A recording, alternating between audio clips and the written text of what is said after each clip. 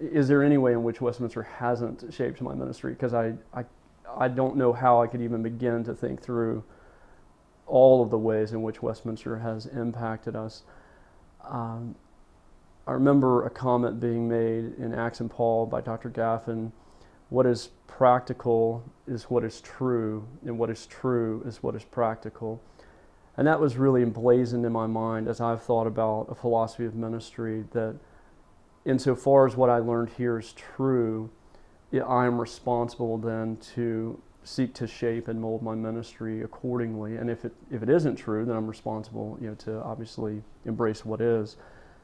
So that's a working paradigm in my mind, is to take these various aspects of the curriculum and then to think about preaching, teaching, counseling, missions, evangelism, which sort of catches the bulk of what I do, and to think about how this shapes all those different aspects of my ministry.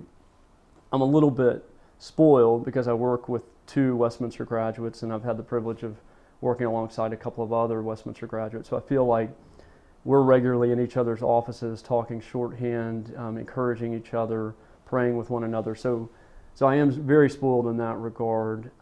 But even if that weren't the case, I feel like that's my kind of my marching orders. If I give a case in point of that, the term covenant history, again, I know that would seem very abstract to many, but the idea that God actually, in creating, was moving history to something even more ultimate, as beautiful as the garden was, that the covenant of works is leading to this consummated state. And I think it's my responsibility to say, okay, what does that mean for life in the church? I see, and I think we could all say, we struggle with spiritual narcissism, that we love a Christian world that's about us primarily, but to have this kind of panoramic, wide-angle vision that here's what God is up to in history. Here's the first Adam. He failed, and the second Adam now restores and perfects that creation order. And I've got to interpret my life in the context of something much more ultimate than myself.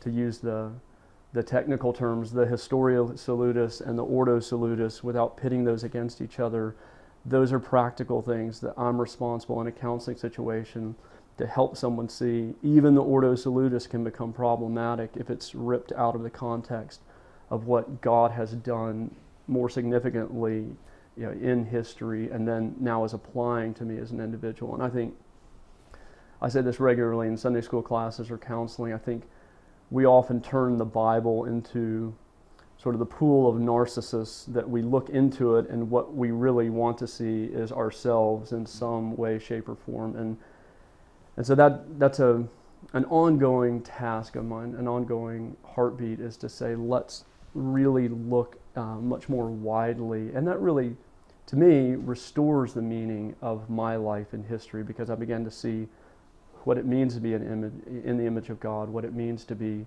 created in pilgrimage to that new heavens and new earth. This it'll either make you laugh at me or else you'll agree.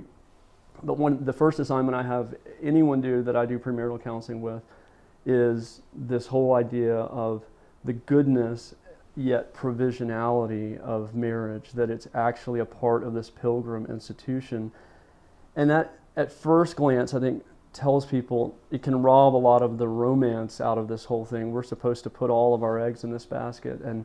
But as we work through it and we begin to talk about how Jesus says this is permanent, but he also says there won't be marriage at the resurrection.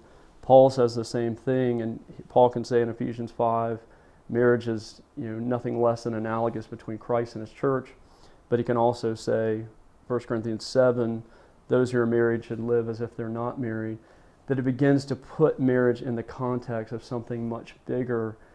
And I have seen when people fail to grasp that, they deny both the goodness of marriage and its provisionality. And so they spend all of their life, because they're putting weight on marriage it was never meant to bear, demanding that it be something that it can't be, and denying the goodness of what it actually is.